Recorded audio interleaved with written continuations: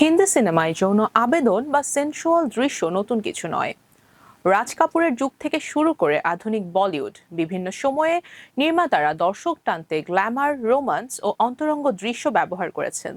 তবে সাম্প্রতিক বছরগুলোতে প্রশ্ন উঠেছে, এগুলো কি কেবল ব্যবসায়িক কৌশল নাকি গল্প বলার অপরিহার্য অংশ। 2000 সালের পর জিসম, মার্ডার, জাহের, হেট স্টোরি সিরিজ কিংবা রাজের মতো চলচ্চিত্র বলিউডে তথাকথিত ইরোটিক থ্রিলার ধারাকে জনপ্রিয় করে তোলে, কিংবা হালের গেহরাইয়া, love stories, Haseen Dillruba, LSD এসব সিনেমা বক্স অফিসে আলোচনার জন্ম দেয়, একই সঙ্গে বিতর্কও তৈরি করে।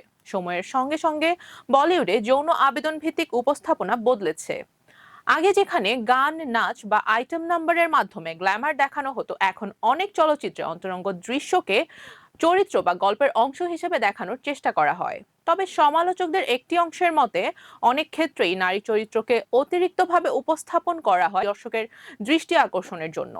এদিকে নির্মাতা ও অভিনেতাদের একাংশ বলছেন, দর্শকের রুচিও বদলেছে। ওটিটি প্ল্যাটফর্মের বিস্তার এবং আন্তর্জাতিক কন্টেন্ট সহজলভ্য হওয়ায় ভারতীয় সিনেমাতেও আরো পরিণত সম্পর্ক, অন্তরঙ্গতা এবং মানসিক জটিলতা দেখানোর প্রবণতা বেড়েছে।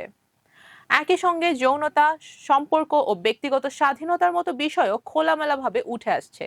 তবে বিতর্ক থেমে নেই। চলচ্চিত্র বিশ্লেষকদের মতে, যৌন আবেদন তখনই গ্রহণযোগ্য যখন তা গল্পের প্রয়োজনে ব্যবহৃত হয়, কিন্তু যদি শুধুই প্রচারণা বা দর্শক টানার উদ্দেশ্যে ব্যবহার করা হয়, তাহলে সেটি শিল্পের চেয়ে বিপণন কৌশল হয়ে দাঁড়ায়।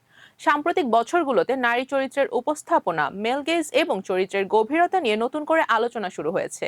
সিনেমা বিনোদনের মাধ্যম, কিন্তু একই সঙ্গে সমাজের প্রতিচ্ছবিও। তাই যৌন আবেদনমূলক দৃশ্য বা গ্ল্যামার, সেটি কতটা শিল্পের প্রয়োজন আর কতটা ব্যবসার কৌশল, সেই বিতর্ক এখনো চলছে। দর্শকের রুচি যেমন বদলাচ্ছে, তেমনি বদলাচ্ছে বলিউডের গল্প বলার ধরনও।